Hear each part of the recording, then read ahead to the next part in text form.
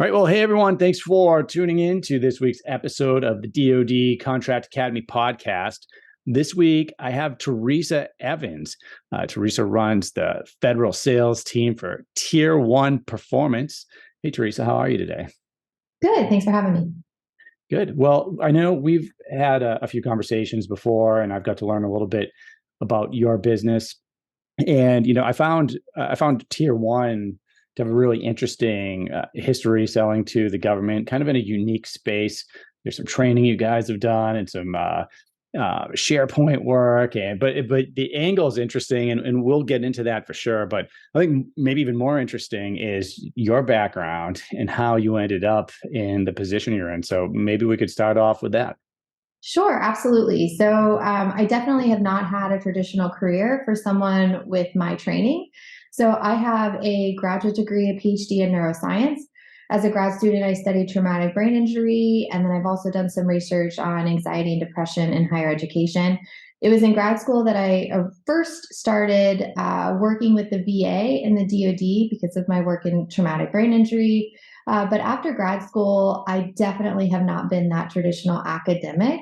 I should also note that my grad degree was done in San Antonio, Texas, which is, home to military medicine in Military City, USA. Sure. As a result of that, and also as a card-carrying military spouse, my husband's an Air Force pilot. Military and military medicine is a part of who I am and a part of my everyday and my personal mission to serve. And so after grad school, was able to find my way through various roles into supporting the military medical community of San Antonio. I worked as a consultant with the city of San Antonio and led an effort over the course of a year to create an action plan to help the city's economic development team think about and activate a strategy to grow more businesses in military medicine or in collaboration with military medical partners in the city. And through that, I met two individuals who were interested in starting a clinical research organization. That CRO was focused on specifically trauma clinical trials and running those clinical trials in partnership with military treatment facilities. In that role, I really drank from the fire hose of government contracting. Mm. And all government contracting is often difficult, but I feel like trying to start a clinical trial and do so with war fighters is maybe a little bit on the harder end of the spectrum Sure. You can see that. of government contracting. And so it was a really great opportunity not only to meet some amazing folks in that space, but to learn about how do you grow a business where one of your primary sources of funding or revenue comes from government contracts.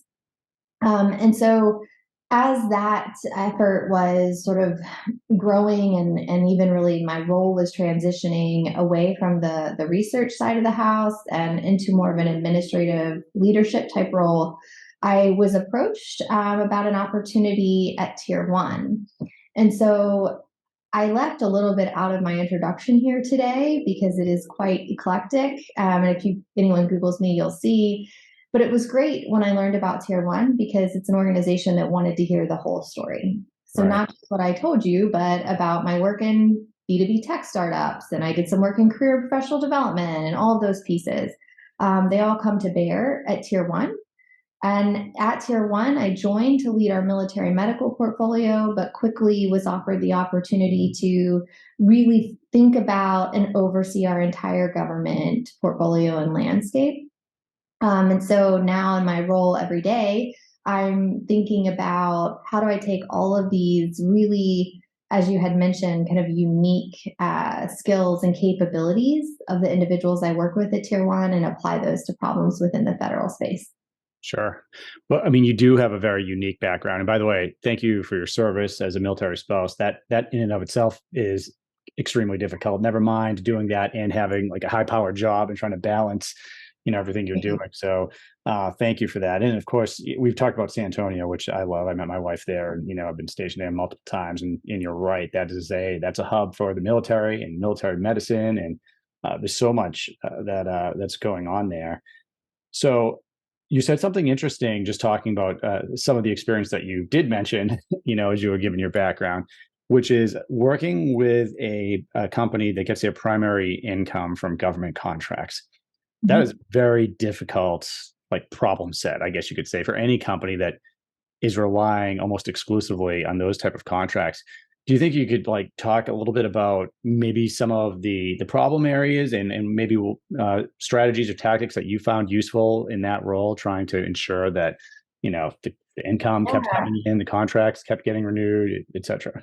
absolutely. So I think it's interesting to note too. So when it was Trauma Insight was that company, Mhm. and when we started Trauma Insight, it was the sister to an organization called Cancer Insight that ran cancer clinical trials. And so, in both cases, well, in the cancer side of the house, there was funding that came not from the federal government, but from commercial clients. And on the trauma side of the house, we quickly realized that that was likely going to need to be the case too, right? That really having federal contracts be the only source of Right. funding was not, at least within the clinical trial space, was not something that was going to be sustainable in the long run. And now at tier one, the largest portion of tier one's revenue source comes from commercial clients. And I can Mhm. talk about sort of the pros and cons of that Right. as well. But all that being said, to your point about if you're going to design and create a contracting company, a federal contracting company where that is your mainstay, I think, well, this is true across business. Diversification is key. Yeah. I'm curious your thoughts on this, but my initial reaction to that question was, you got to not only have many irons in the fire, but they need to be in maybe different types of fires, Yep. with also different runways, and really thinking about that. And the other piece I think is important to note that I, was hoping we'd talk about today, which is the idea of how long are you, or what contracts are you going after, and how does that impact your size as an Yeah. organization, small versus large? That's one thing at tier one, with the champagne problem of having a lot of commercial clients and very strong commercial clients. Tier one quickly outgrew its size standard of small, probably more quickly than if it had been solely a business focused on government contracts. And I don't think that our leadership is in any position to start giving that money back, nor would they want to consider that. Sure. But it does put us, as we're thinking about our strategy for government contracting, in a different place, because now we were able to win all these SBIRs and STTRs as a small, which is fantastic. But we grew so quickly, we don't really have that portfolio of past performance that we could have won as a small in other types of contracts, IDIQs and the like. Right. So now we're in the sandbox with the bigs, right? And we're too small to be big and too big to be small, if you will, Yep. which is something I think that organizations want to think about early on if they can. Oh, yeah, absolutely. And I mean, so you said a lot there.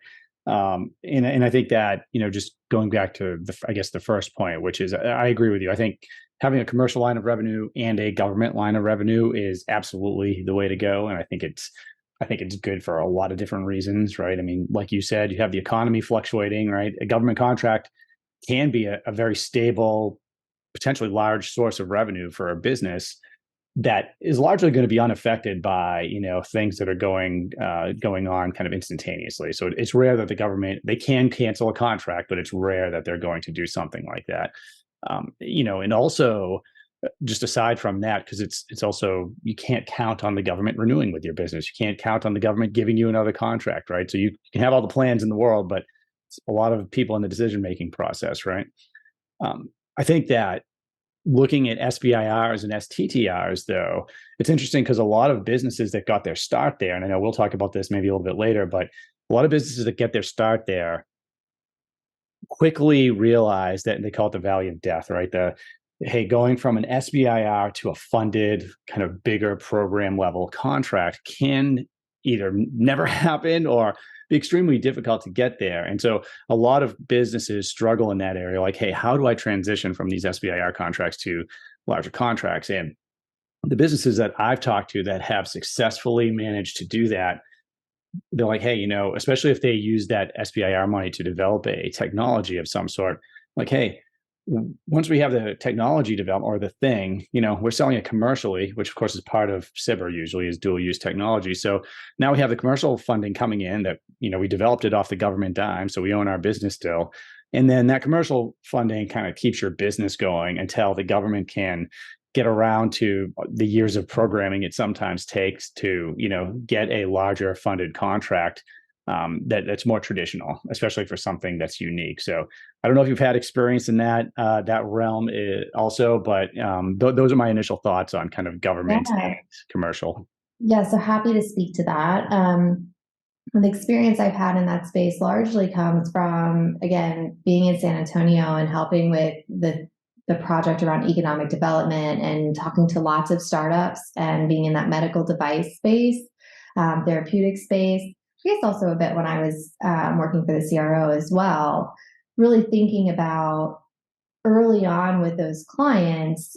And we talked about, government Yeah. can't be your sole source Right. of funding and also can't be your sole source of revenue on the back end because they can't necessarily buy enough to keep you afloat. So that's number one. But I think also the more I've been in this space and the more I've consulted with various types of businesses and helped to grow government business for the ones that I've worked for, the more I realize it is about those relationships. And I know that sounds sometimes cliche and folks are like, what do you mean by and when I say it's about the relationships, it's about truly genuine and authentic relationships with the government end buyer and with SMEs in the government so subject matter experts, I should say, who really understand and are advocates for what you're doing, whether that's building, the next greatest medical device, or in the case of tier one, we're a performance company. So we are developing training or solving strategic problems alongside our government clients. Well, to be able to be entrusted with that opportunity to do that work, it's much more effective if you take the time to get to know the client Sure. and get to build that relationship. And I know what I just said is so much easier said than done. And I almost hate to say it, Yeah. but there's really no replacement for it. Yeah. No, I mean, it's actually, that's one of those things that doesn't seem obvious right away. I think it's the reason a lot of businesses fail to sell to the government, frankly, is because there's so much regulation. And upon initial glance, it can look like I see a solicitation, I put in a proposal, I win the proposal. Now, usually most companies realize after a while of not winning that that is not the way it really works. You can win that way, but it's going to be occasionally. It's not something that would be sustainable.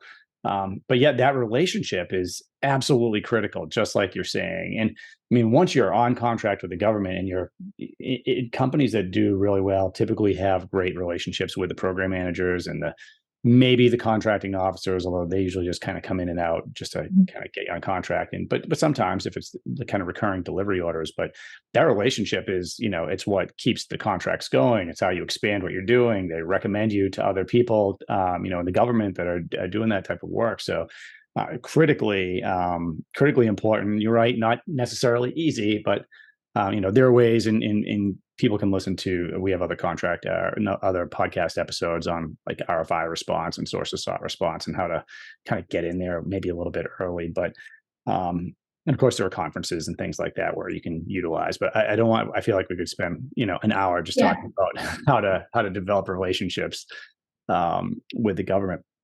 Unless you have like a strategy you like to use that you want to throw out there that we can kind of list as Yeah, a I bullet mean, I point. think if you ask me, and keeping in mind that we could talk about it for a long time, I think if you ask me for my initial reactions to that topic, I think the first word is authentic, Mhm. right? So don't, and anyone in the government space, most human beings can smell inauthenticity right away, Right. and so I often try to have conversations and build these relationships not from a sales perspective at all.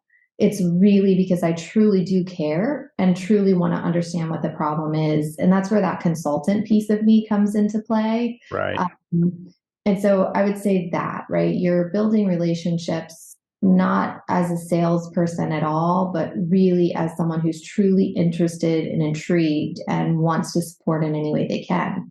And I often, and this is all very aligned with tier one and the way we do business, even on the commercial side, the give first mentality. Sure. I have done a lot for government clients and asked for nothing in return. I often am not the person that they need to talk to, but I know the right person and I'm sharing relationships, anything like that to just truly give to the community that you're trying to work into, can help to lay that groundwork. And then Yeah. reminding you that it's not fast, right? Yeah. This is It's not a fast thing that happens. definitely not fast. And I mean, you just reminded me of, my days as a program manager. I mean, certainly there were kind of the snake oil salesmen that would come in, and you knew they just wanted to sell. But then you had people that truly wanted to help. And not only does that help the government and kind of, I think you said authentic, right? Authenticity kind of gives you an honest vibe and you're trying to help. But it also gives you a reason to keep talking with the program office, right? If you're setting up relationships for them, or you're truly in, you're understanding what they need, and the more time you spend doing that, the sales piece will come up because they'll tell you, hey, this is what we need, and no, that's great, and it's probably the most. I've said this 1,000 times, but on this podcast, but one of the best business development sales guys that I know in the public sector.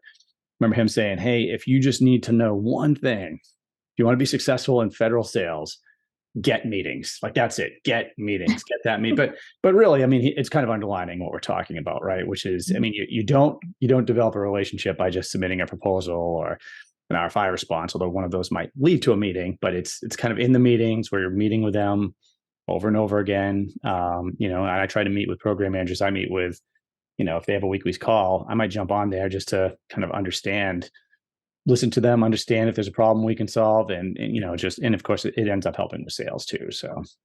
Absolutely. We've been talking a long time without even bringing up your business. So why don't you tell us a little bit about Tier One and what you guys do? Yeah, absolutely. I kind of tried to pepper some of it in there, but Mhm. tier one is we call ourselves a strategy activation firm, which is, a consultant way of defining quickly that we are a company that comes in and really tries to understand not only what the strategy is that an organization is trying to achieve, but ultimately how do they encourage and activate their team in order to attain that goal. Okay. Very people oriented and people focused. And so we do that as any kind of consulting firm would, right? By starting with that consulting phase, but uniquely, we design and build and enable the solutions too. So, sort of a soup to nuts opportunity to work with our clients. And the types of things, just to kind of tangibly give you some examples, the types of things we develop are often in the training space. We've mentioned that already. Mhm. We do not only develop the training materials themselves, but we've been fortunate enough to partner with a lot of learning management system companies, and we can help create and deploy those learning management systems.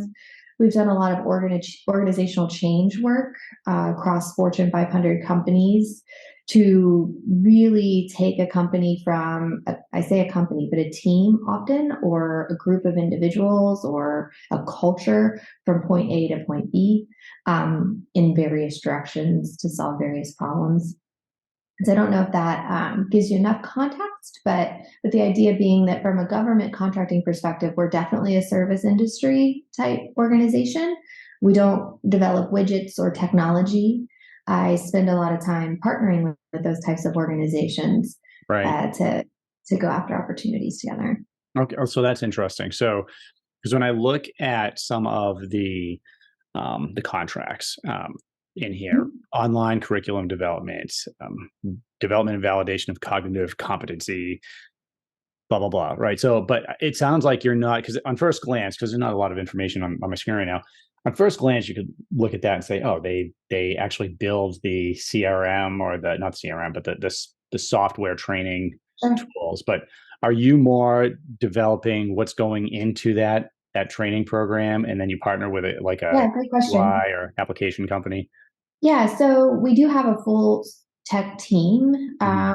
and we have developed various types of training that are more advanced in their technology. However, as far as developing an entire LMS system, now at the rate at which technology moves, Tier One actually we acquired an organization originally called Rapid LD, who are now a part of our entire, our stack of capabilities. And those individuals help us to leverage existing LMS systems and roll them out into environments for our clients and into the fabric of our clients. And so, but what you're reading from is the list of SBIRs that we've had, and in those SBIRs, we have developed the scaffolds, if you will, or the starting infrastructure for various systems that are like LMSs. But as far as taking them all the way to fielding that kind of a solution, that's often done in partnership with a company that's more focused on technology. Okay. And I mean, that's pretty common. I mean, subcontracting and teaming to kind of get the different pieces. Because you probably wouldn't want a company that their sole specialty is building, an online training portal, and all the technology and the things that go into that. I might not want them to be also in charge of the leadership training that's going to be inserted into that. So Right. when you come up with that, do you or like if you are developing a curriculum or something, is that, and I'm just kind of building off of what you said, tier one specialty is, would you meet with the government customer and try to learn how, like, hey, what do they want to enable? How do they want to Absolutely. enable their people and then develop Yeah. something? So we often put into our proposals a discovery phase where we do what we sometimes will call a front end analysis. And Hmm. we spend a lot of time really getting to understand the client need, and starting very early also talking about how does this solution get fielded or transferred into the everyday use of the federal government. I mean, that is the transition of a technology. In this case, that technology is a learning tool, if you will. But the transition of the technology is still equally hard as it would be if it were a medical device or anything else. And so that's a part of that early phase conversation as well with our government clients, and it's worked then into the fabric of the creation of that solution or that training tool. Okay, interesting. So you did mention kind of the SBIRs and STTRs, and that's a pretty common way that businesses start selling to the government, at least from the businesses I've interviewed on here and some of the things I've Sure. seen in my career. Maybe you could talk a little bit about that because we talked about, you know, disclosing this to everybody when the guest at the end says what their advice would be for a business that's looking to start selling to the government. We Sure. usually tell our we usually tell our guests that, hey, we're going to ask that question. So, but this just ties right into it. So maybe you could talk a little bit about SBIR, STTR, and your thoughts for new businesses. Yeah, yeah. I think, first I would say tier one in our history with SBIRs and STTRs, which you can look up, it's public. I mean, we've had a very, very good experience and a strong track record there, but it was at a different time. I imagine many folks listening to this have been following what's been said and what's going on in the reform around the SBIR, STTR program, and getting those awards is increasingly difficult. So I would just call that out as something that's different for those who Mhm. are starting today versus when tier one was started 20 years ago, I should say. And then I would also mention, you know, in hindsight, and I mean, I should say tier one was started 20 years ago. I joined 2 years ago. So keep that in perspective as well. But in hindsight, the sooner you can start to diversify the types of opportunities that your company is winning, if your goal is to continue to build government contracting into your longstanding portfolio, the better. And also, we talked a lot about having commercial clients and selling on the commercial side and how important that is and how great Right. that is. Again, it's a champagne problem. Don't turn the money away. Hmm. But at the same time, be thinking about how that revenue affects your ability to go after government contracts as either a small business or large. Because at some point, that, domino is going to fall, and you want to make sure you built the robust and diverse past performance you need in order to win some of the larger contracts. And I Right. think that's one thing that I just wanted to call out as sort of a cautionary tale, is that tier one, we have an amazing track record of work and have had a really strong team who've done great things. But now we are too big to be a small, and would have been great to have a little more meat to our past performance before that domino fall Sure. fell. No, that's a good point. And for anyone that's not familiar with what defines a large company versus a small company, it's usually defined by your NAICS code, your NAICS code, and they're all a little bit different. Sometimes it's defined by how many employees you have, and if it is, it's usually 500 or less is going to be a small business. And of course, greater than that would be a large. But it's also often defined, and I would guess in your case, but I'm not sure because I'd have to look at your NAICS code. But it also can be defined by your just annual revenue, Mhm. and that can, like you said, that can pretty quickly, once you start winning some contracts and selling commercially, it can push you out of that small business category. Mhm. So now you're a large. Does that mean for you, because right in SBIR is small business, right? So does that mean that your SBIR days are over, or Yes, it's a great question. So for SBIR, it's largely number of employees. So by number of employees, at least for a little while longer, we are small. okay, But for any NAICS code that has to do with revenue, we're large. And so if you start looking at NAICS codes associated with RFPs that are falling in the area of training, those are all large. They're all large. We would be large for all of them. I can say okay, that pretty confidently after having kind of looked at these opportunities for the last several years, or last year or so. And so I would also say something too, which is that it's interesting with SBIRs. We're still looking at those and we're still, considering them, but we are considering them through a different lens now, much more focused on how well aligned the types of opportunities are with our current relationships, right? Because that really pushes that opportunity, that likelihood of winning up, right? Do we sure, know the folks on the other side? Have we played in this sandbox before? And then we're also thinking more as a team collectively, how would this opportunity align with the stuff we want to do going forward?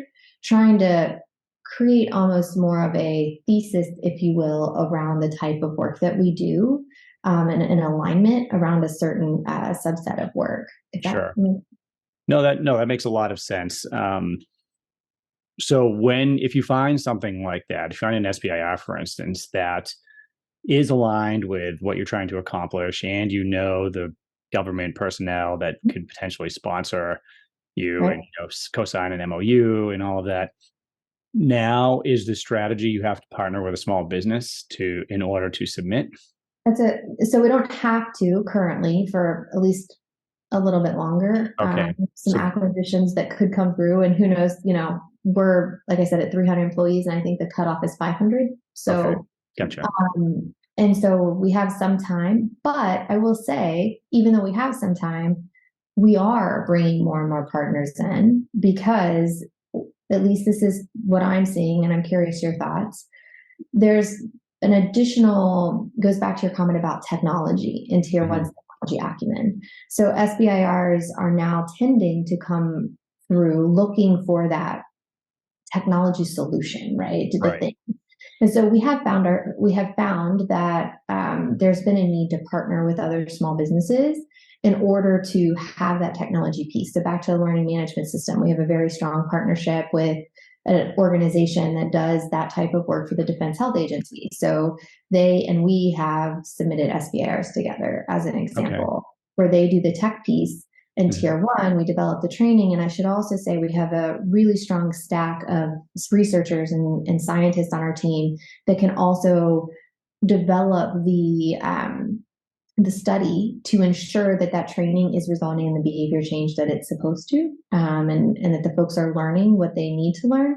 And so that's a piece that tier one often brings to the table. So, hey, company X has the technology, we have this thing, we think it'll teach them to do X, Y, Z. And Right. tier one people, let's design a study to make sure it actually teaches that. Is that Okay. No, that's awesome. what would you say is, because now you're a large business, you're still, falling under, I guess, the MINS for some of the SBIR categorizations. But overall, would you say, if you had to say, these are the three kind of staples of our federal procurement strategy, would, I mean, I'm not asking if CIBR would be one of those, but I'm giving that as an example because for some small businesses, especially SBIR might be a pillar, right? So do you have something like that, or a way of looking at how you categorize your, what actions your team's taking? I think I understand your question. So, as far as types of contracts, right? So IDIQs, SBIRs, and the like. Mhm. Um, so I should also share tier one. My predecessor put in the amazing lift to get us on the GSA contract. Mhm. So I think, leveraging that as we go forward is something I've Sure. been putting some headspace towards, how do we use this more? We're also on the Seaport contract, Navy Seaport. And we really haven't leveraged either of those to their potential. And so if an organization has the bandwidth, the time, the resource to go after those types of contracts, and up and coming is Oasis as an example, I definitely think that's worth looking at, although there's a Sure. lot to get on those. And we're still thinking about what are the other ones we want to be on and how do we go about it. So that's one piece. And then as far as like I already mentioned SBIRs, we're looking at them, we're considering them, but we're diversifying beyond them. And then, IDIQs would be great. It'd be great to get, I mean, everyone would, if only you could just, go to the grocery store and pick one up. But that's on the list, looking at contracts that are longer in scope, and in a place where we can really sink our teeth into some problems. And then I should say separate, 180 different degrees difference from that are back to the relationship building and working to do even smaller projects, but within agencies that we really want to build those relationships. Tier one in our sort of, point of view, if you will, on the work we do for the government is much more about quantity over quality. And so, which is something that we can do because we have such a strong commercial book of business. Mhm. So we are trying to be very strategic about where can we have impact, Sure. and choosing to do what might appear as a smaller project but has larger impact on a team or an office over spending a lot of heavy lift going after these bigger projects where we might only get a tiny little piece or bigger, not projects necessarily, but bigger contracts. Sure. Yeah, That one. no, that absolutely makes sense. And that is what I was asking. So, uh, just looking, kind of repeating what you're saying, it sounds like the category management, larger contract vehicles is one strategy, I guess, because the more options you give the government to put you on contract, the easier it's going to be. And I've often not been able to put a company on contract on the government side because there was no way for me to get to them. They didn't have any contract vehicle, right? You also mentioned relationship building. We talked a little bit about SBIRs, and I think the relationship building piece is really smart. Even going after the smaller contracts, like you're saying, because those have a habit of turning into other contracts, and sometimes there are other smaller contracts. Sometimes those smaller contracts turn into big contracts, right? So it's often that a team that is working with a company that is really good and they like the people and the results that they're getting, they're going to want to keep working with them. So that's really important. I think that's going to be very valuable for everybody listening because you have multiple kind of vectors that you're working in. That's really part of success, is not putting all your eggs in one basket, right? If you put all your eggs in the CIBR basket, you're probably going to win some CIBRs if you're a good company, but what else are you building in the meantime? It's going to help you Mhm. leverage off of that, right? And especially as you guys are a big business now, it sounds like you have a lot of the tools you need to be successful going forward. Yeah, and I do just want to call out, because it is, I'm very fortunate to be in an organization that is willing to commit the resources to growing this type of work in such a strategic way, and willing to and able to, I should say. Right. I recognize that many of the listeners would be potentially in very different organizations with different revenue streams and different opportunities, and maybe couldn't make these decisions, right? Couldn't Right. turn some work away, right? And so, and I shouldn't say we're turning work away. We're not, but I am able to be more strategic about, do I rally the troops and submit this RFI, RFQ, RFP if it's not perfectly in our lane, and really instead say, you know what, let's focus on this relationship and dive as deep as we can, because if we can get in, I really think we can, move the needle of this organization or of this office and make a difference. And so it is a different way of thinking about this, and it is one that I am thankful, right, to be a part of an organization with that opportunity to think that way.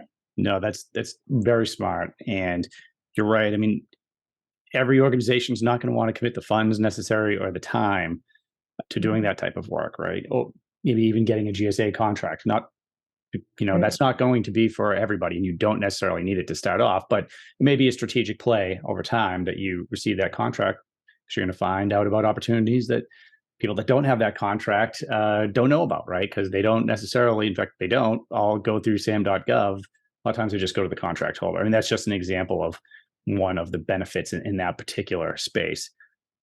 You've given a lot of great strategy and a great advice that I think small businesses and even larger companies can take and use going forward. And I especially like your ideas about developing relationships and being really focused about the organizations that you want to work with. Mhm. Because if you're smart about that, you can waste a lot of time responding to proposals that don't make sense for your business. Mhm. And then sometimes even worse, you win a contract that you really didn't have too much business, submitting for. Now, all of a sudden, you're kind of diluting what your focus area is. There's lots of negatives to that. You also talked a lot about choosing the organization that you think could expand for you, because there are some places where you can focus where they don't have the funding and they don't have the contracting mechanisms. And so you might win some small dollar awards here and there, but you know if you really want to grow and you want to build depth and you want access to larger contracts and maybe a mission set, doing your research on the office that you're working with is pretty critical, and kind of understanding that. So, no, a lot of that's great. Yeah, I already asked you, about SIBRs and SCTRs and what your advice would be for small businesses. So maybe we could end with telling me a little bit about what's coming next for Tier One and yourself. What are you looking to accomplish? Yeah, great question. So, and it also kind of aligns with something that was on my mind, which is, what's next for tier one is largely now we're in a position where we've created a pipeline, right? We're trying to get ahead of the reactive responses to RFPs, and rather being ready and knowing when they're coming and tracking them far in advance and influencing them if possible. And so we're just now to the point, I think, where we're able to look at, hey, this is what we think we want to go after, and starting to develop the strategy of how do we get ourselves best positioned to win. And so the point I wanted to make too is that for any organization going into government contracting, it's important to realize that there needs to be time set aside to really think through the strategy. And the way in which you do that, there's so many different ways. There's tools out there. I mean, an Excel document is a good place to start. Just start somewhere. And I would also say I've been very fortunate to not do this on my own. So reaching out to individuals who have either done it before, ideally, right, and who understand this landscape better than you do. And this is, I think, where the researcher and scientist comes in Hmm. for me, is that I know there's a lot I don't know, and I'm also not a fan of like reinventing the wheel. So really doing whatever you can to align yourself with other organizations, other people who can help you navigate this for your company, and help you come up with a plan and a strategy. Like just having something Yep. so that you can have a conversation like this one and not be like, well, I don't know what we're Hmm. going to do, And if you would have asked me a year ago, I think I would have said that. I would have told you, like, honestly, I'm not sure. Yeah. Whereas now, today, I can pull up a dashboard and say, you know what, here's the stuff we're tracking, and they're within these agencies, and this is why. Um, and we haven't spoken much today about teaming, but I would be remiss not to use that term here. So really understanding what does it mean to have a teaming partner, Yeah. and and really understanding that entire landscape. There's some amazing resources out there. You can dive into it, and you probably have some podcasts on that topic. But there's a lot of nuance to what that means. And tier one, we've made a strategic decision, which is we want fewer but stronger teaming partners. Not everybody plays the game that way, but Yeah. that's what aligns with us and our culture and where we want to go. And so, anyways, I think I rambled on there for a minute, but No, I mean, that's people are going to think I paid you to like read a page off my website because I mean, that's the first step we take with any client is whether they're new or they've been doing it a while is we got to put your strategy and roadmap together first. And then something you said that you're doing now, which I even take brand new clients and this is what we do is you're going to be focused. You can learn very because the researcher that you mentioned, the researcher in you, all the as you know, all the public sector spending is public knowledge. There are different tools you can use. So we can go in and we can see who buys what you sell. And because most people in the government can't buy anything. So learning the offices that yeah. actually spend money on what you're trying to do is critically important. And you can also get a breakdown. You can see, do they use GSA for what you're selling? Do they use NASA soup? Are they awarding to small businesses?